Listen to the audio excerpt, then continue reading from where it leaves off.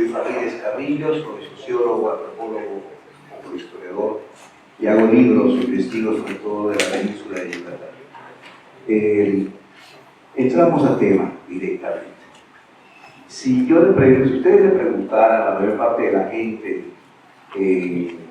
aquí en Cancún, en Quintana Roo, en Mérida, hablando de la península, oye, hubo migrantes chinos en Yucatán, hubo Chinatown en Yucatán, tenemos historia vinculada a China. La mayor parte de la gente dice, no, bueno, quizás conozco un restaurante de comida china reciente, o me han contado que quizás el abuelito de alguien, creo que era de China.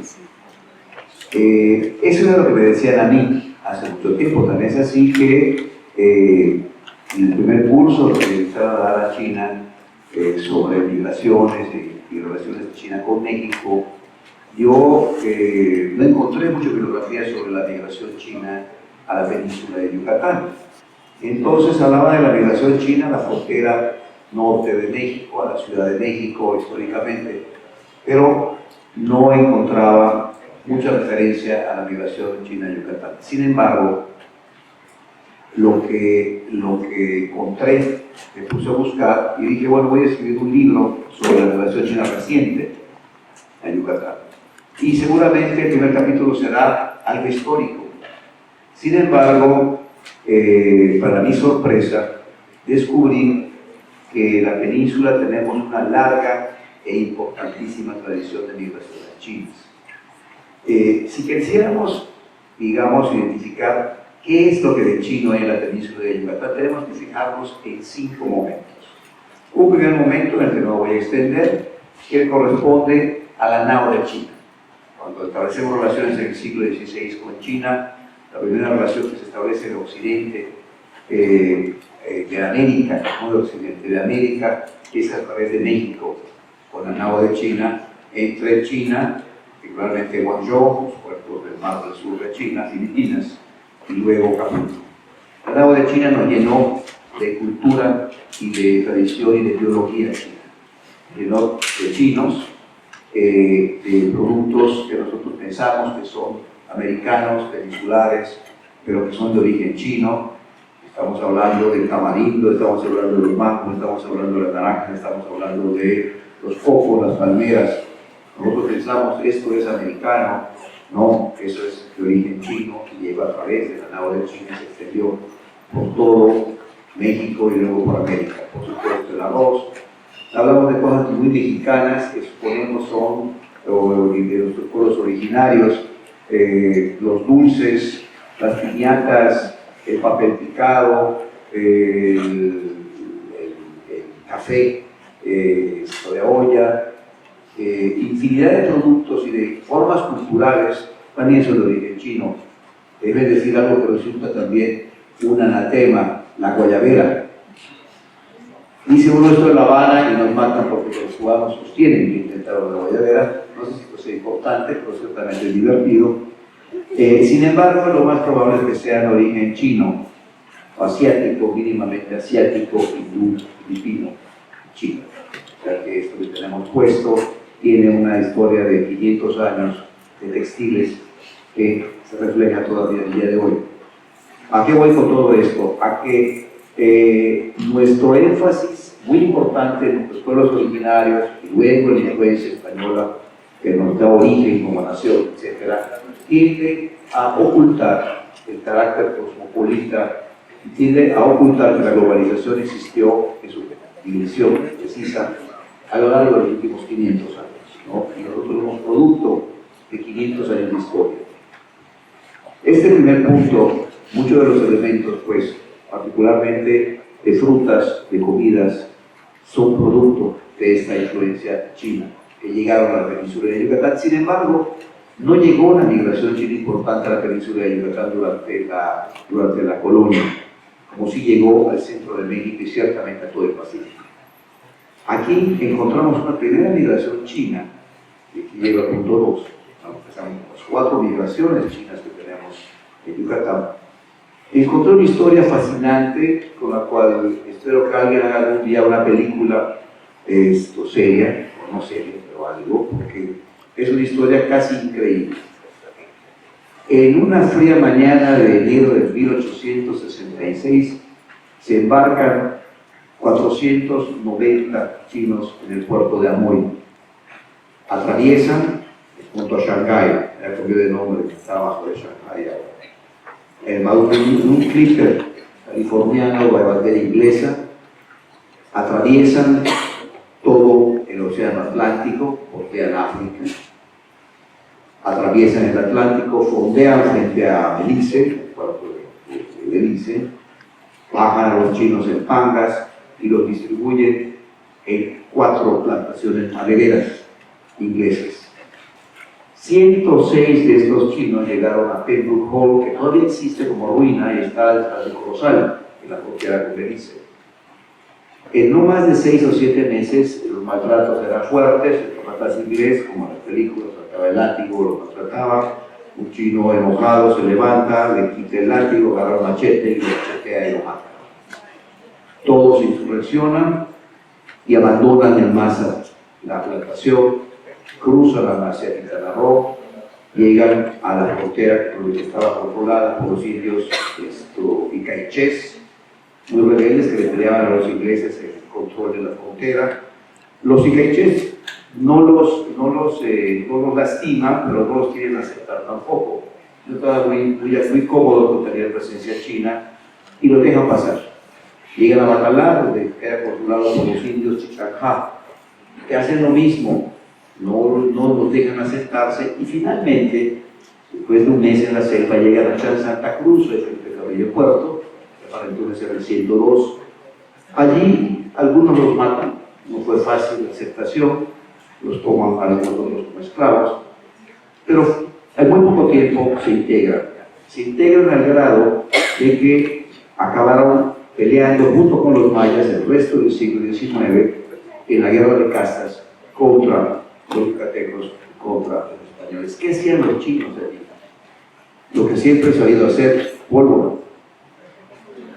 Pólvora, y por supuesto tenían amplios contactos con las colonias chinas que sí se quedaron en Belice y todo lo que entonces era Honduras Británica, que seguían importando chinos a todas las plantaciones del Caribe y a Honduras Británica, porque la migración china siguió llegando a Honduras Británica. Y entonces los lazos que establecieron los chinos con los chinos en Honduras Británica fueron muy importantes para abastecer a los mayas de armas y de toda clase de bienes.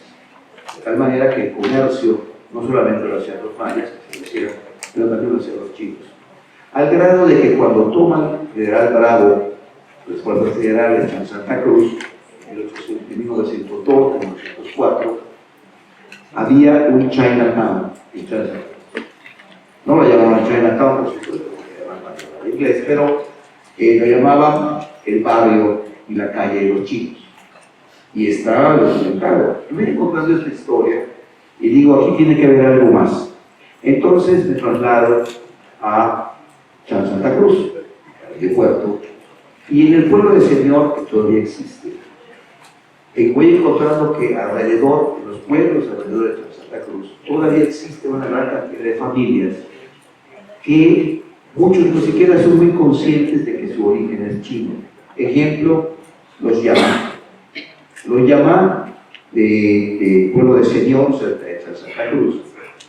Resulta que en realidad son Yam, son de origen chino, pero además resulta que es una familia, y lo ubiqué además porque encontré una portada de un libro de un antropólogo norteamericano publicado en 1988, 89, a la luna de los bueno,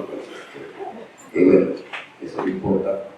Y yo voy viendo, identificando el libro, y digo, es ese señor Yamá, de señor, solo que está dado o identificado como el más importante portador de la tradición oral maya y el cuentista, el señor Yamá, la familia Yamá, era muy famoso porque era el que mantenía viva la tradición oral maya del pueblo y de toda esta zona. El maya, por supuesto, lo graba y con él, en gran medida con sus grabaciones, hace el libro este. Lo contacté, estaba jubilado en Florida, y le dijo, oye, Ale, ¿eres consciente que la portada de tu libro de hace 20 años el señor que te dio toda la información portador de la tradición oral maya, en realidad es descendiente de chinos y que su apellido no es maya, es chino. Y me dijo, lo supe años después. ¿Qué quiero decir con esto? Que las identidades, nuestras identidades culturales, de los que estamos aquí sentados, incluyo, estoy de aquí, profesor, están hechas de historia y están hechas de una amalgama, incluso genética, podemos verlos en nuestras caras, en la piel, que no corresponde a lo que nosotros pensamos de una identidad simple. Somos básicamente todos mestizos y somos básicamente todos una mezcla de años y de historia. Y esto cuenta para el caso de los chinos. Estos apellidos chinos fueron mayanizados.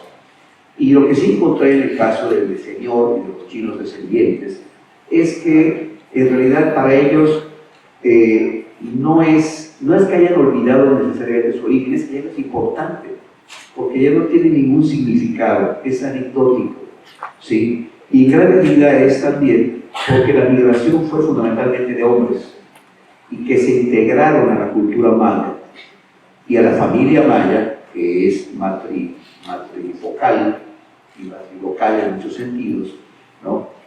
De tal forma que la familia de la madre es la que establece las relaciones y la fuerza familiar. De tal forma que en 2 generaciones aquellos estaban ya totalmente integrados. Y esto ha continuado. Esta fue la primera migración.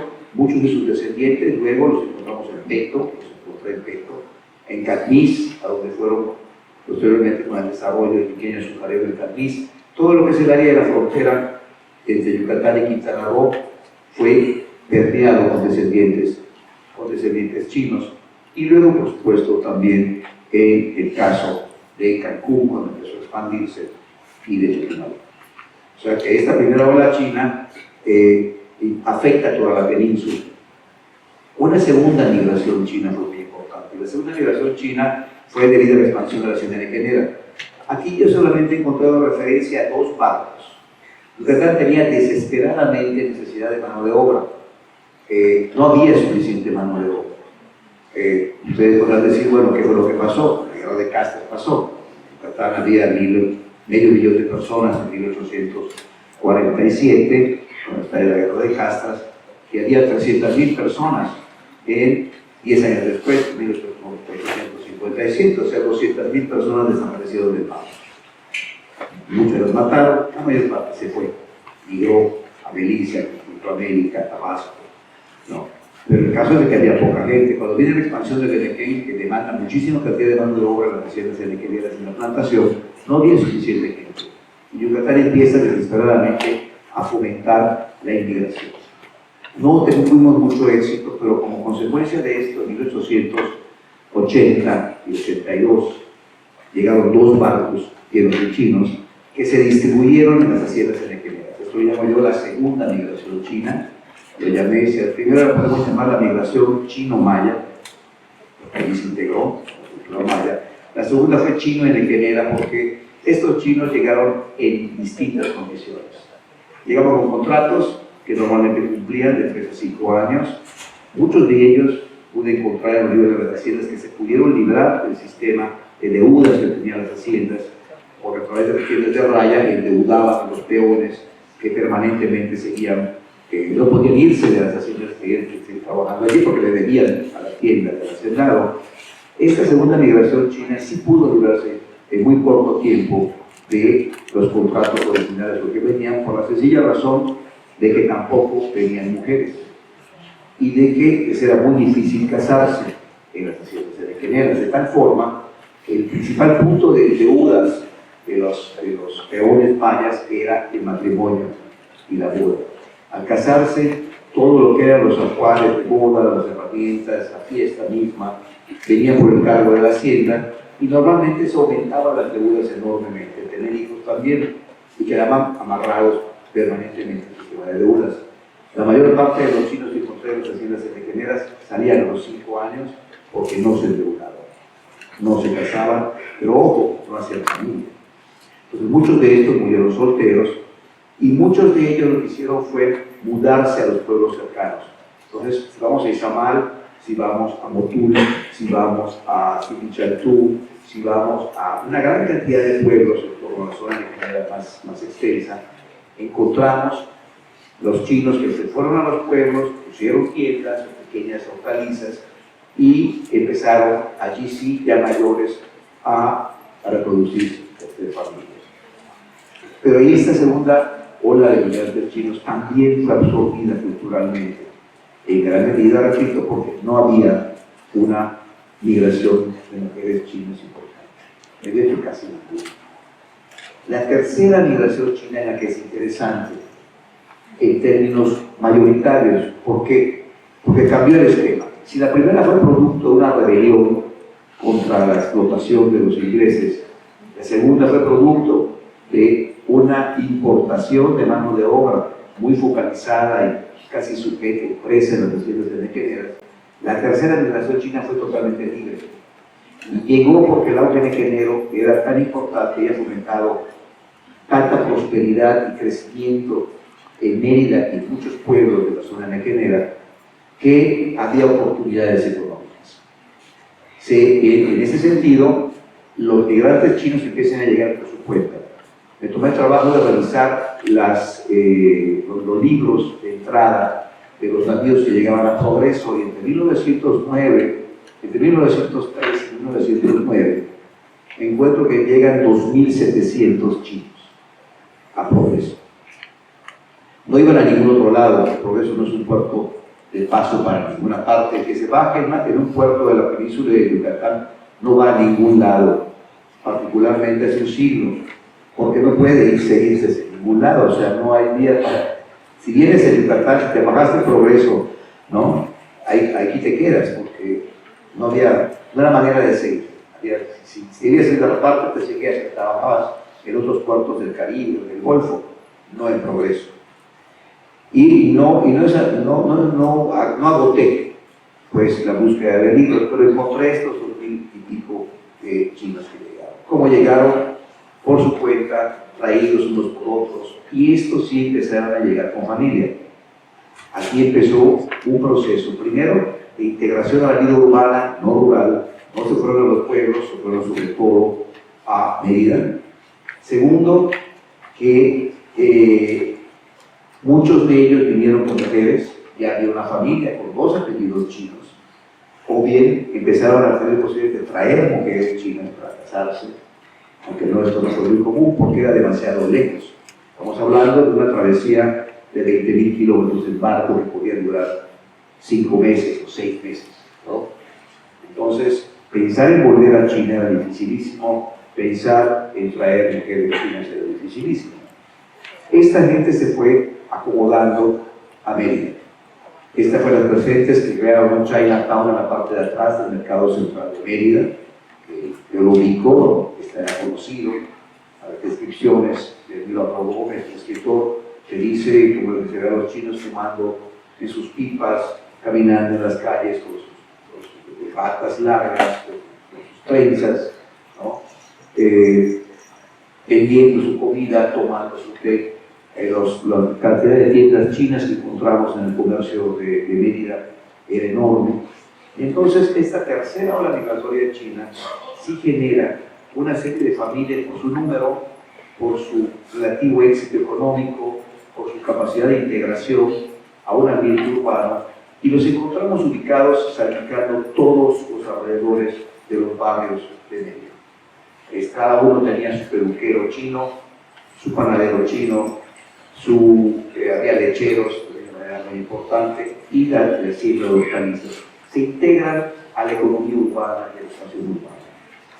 A tal punto eran numerosos que el idioma extranjero más hablado en Yucatán entre 1900 y 1930 no era el inglés, era el chino. Después del español, el idioma extranjero,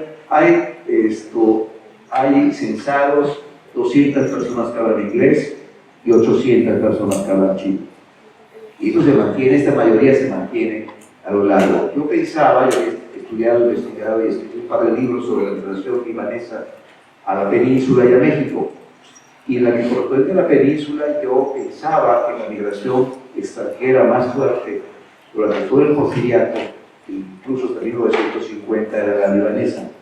Y en lo que es la investigación, no tienen los datos frente a sí, pero está buscando otra cosa, y solo ves lo que quieres ver, lo que buscas. Y yo tenía enfrente los datos, no, la migración mayoritaria fue china, no fue libanesa. Pese a la tremenda influencia libanesa que tenemos, la migración mayoritaria fue china. Investigo un poco más y encuentro un mausoleo en el cementerio de Mérida. En este lugar pude entrar, están los restos en cajas, y de más de 800 personas, cadáveres, de origen chino, con sus nombres identificados, encerrados todos hasta 1976 que se cierra el mausoleo. Y eso fue solamente una pequeña parte, porque los otros cementerios del resto del Estado, ¿no?, también hay chinos enterrados. O sea, la dimensión de la migración china fue tan grande que pensé entender por qué, por ejemplo, en el teatro regional yucateco, la figura del chino fue muy importante. El teatro regional yucateco, que ya prácticamente está extinto, fue un siglo de recuperación de la cultura local y de la tradición oral, donde los tipos populares quedaron representados. El Diego Enequenegro, aristócrata, el político corrupto del PRI, el hijo junior del hacendado, el comerciante, el libanés y el chino. ¿Por qué el chino? ¿No? Pues porque ciertamente el chino sí era una figura común y popular en esa época. El teatro regional lo expresaba, lo estaba mostrando, ¿no? O sea, nos estaban diciendo, aquí hay dos personajes de fuera importantes, libaneses y chinos, y se estaban expresando, y aparecen en el teatro regional en 1908, 1910, ¿no? Antes de eso, el personaje, digamos, más común era otra migración, de la que no vamos a hablar aquí, que era otro tipo de personaje en común en la cultura popular yucateca, que eran los afrodescendientes, ¿no? Los descendientes, los negros, en el teatro popular ocupaban un lugar en el siglo XIX y dejaron de ocuparlo en el siglo XX. O sea, finalmente la cultura tiene formas de expresarse y de recuperarse a sí misma para ir generando las identidades, para ir construyendo las identidades sociales. Y se expresa en la literatura, se expresa en la música, se expresa en el teatro.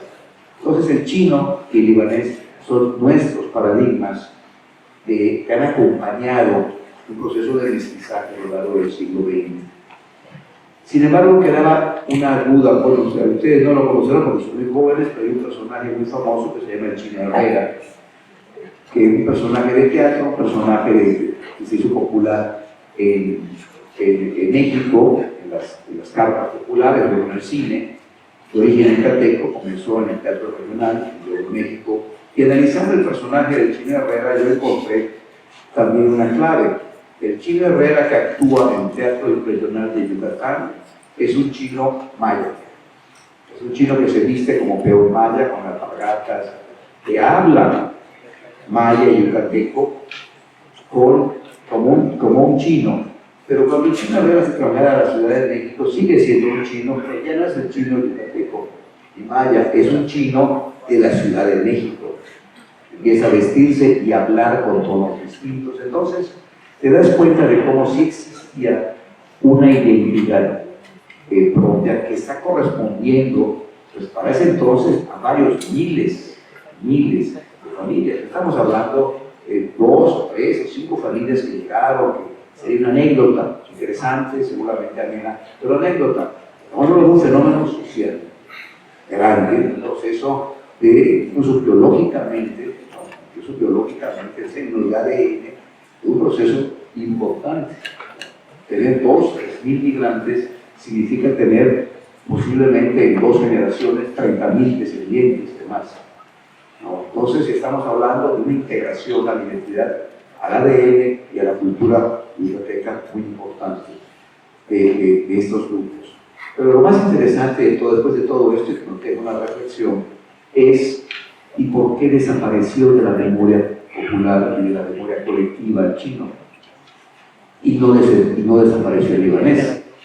El libanés evoluciona la identidad del libanés, la presencia libanesa. Si yo les pregunto a ustedes, ¿hay libaneses en Yucatán van a decirme que sí, en la península sí, aquí en Cancún por supuesto.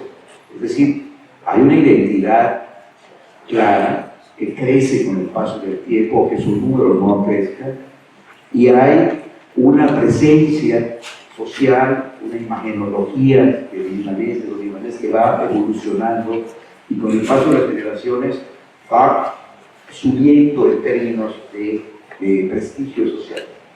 Y en cambio, con el caso del chino, que fueron muchos más migrantes, no encontramos este fenómeno. Lo que yo encuentro es que al revés, hasta 1970 se mantiene como un tipo popular y los últimos 50 años desaparece.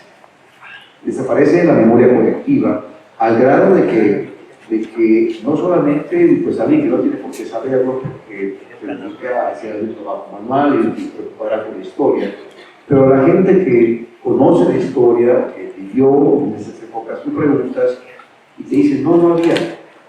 Y sí hubo muchos.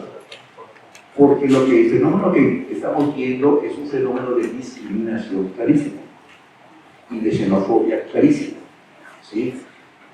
Conforme los libaneses pudieron tener, porque su tipo de migración y su tipo de organización doméstica, familiar y matrimonial fue una, pudieron tener una movilidad social ascendente muy alta. Empezaron normalmente en niveles igualmente de pobreza, donde llegaron la mayor parte, no todos, no todos, pero después ellos sí recurrieron a una estrategia de movilidad de la que se llaman las mujeres. Los libaneses migraron y luego trajeron mujeres y la primera generación libanesa se casó y la mayor parte de ellos tenían los dos apellidos originales libaneses. Y esto generó familias libanesas que generaron colonias libanesas que se apoyaron entre sí. En el origen, en la primera generación, vas a encontrar un libanés vendiéndole, comprándole o prestándole algo a otro libanés. Y eso solo es posible porque hay mujeres, porque las mujeres significan familias, significan hijos, significan matrimonios de segunda generación, significan alianzas. Y obviamente esto va generando una cosa que en la antropología se llama endogrupos. Y los endogrupos establecen fronteras de quién se casa con quién hace negocios con quién apoya a quién da crédito a quién. Los chinos, en cambio, llegaron sobre todo hombres, llegaron pocas mujeres. Los casos de chinos en ascenso, invariablemente encontramos que hubo mujeres chinas. Esto permitió generar alianzas con otras familias chinas que crecieron, ¿no? Entonces, estas diferencias en los procesos migratorios, que déjenme decir, todavía existen hasta el día de hoy, si creen que esto terminó en el siglo XX, no fue así. Esto continúa hasta el día de hoy, solo que no lo percibimos porque es la vida diaria. Es lo que nos muestra que en la tercera generación, un grupo étnico de migrantes empieza a ascender, de tener movilidad social.